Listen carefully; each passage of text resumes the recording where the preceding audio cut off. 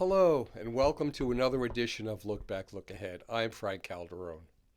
Last week, ending April 14th, all of the major indexes were marginally up, with the Dow Index up for the fourth consecutive week. Investors waited through the week's economic data and Friday's earnings reports. Wholesale inventories are up 0.4% in February, after being up 1.3% compared to a year earlier. The Consumer Price Index, or CPI, increased by a less than expected 0.1% in March, 5% year over year, while core CPI, which excludes food and energy prices, increased by 0.4% in March, 5.6% year over year.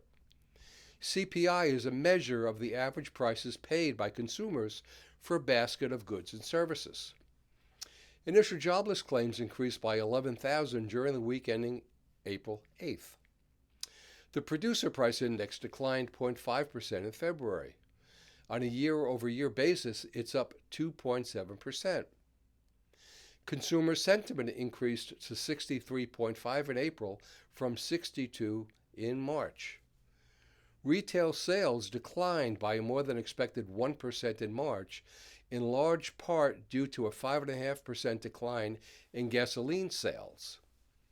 Import prices declined 0.6% in March, the ninth consecutive monthly decline, while export prices declined 0.3% and are now 4.8% lower than a year ago.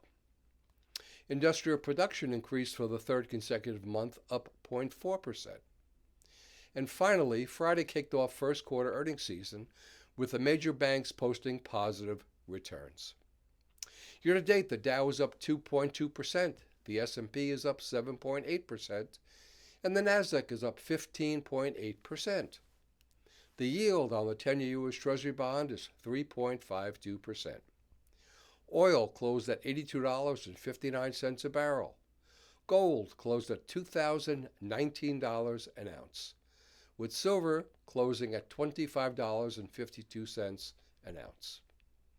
For this week of April 17th, on Monday we'll get the Empire State Manufacturing Index and the Housing Market Index. Tuesday, building permits and housing starts will be reported.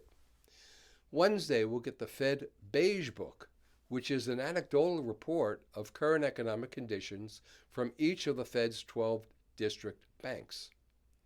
On Thursday, initial jobless claims, existing home sales, the Philadelphia Fed Manufacturing Survey, and the U.S. leading economic indicators will be reported. And on Friday, the U.S. Manufacturing and Services PMI will be reported. And as always, we'll keep a watchful eye on these and any other events that may and will shape the markets. In the meantime, be diversified with your investments and always know what you want in your portfolio.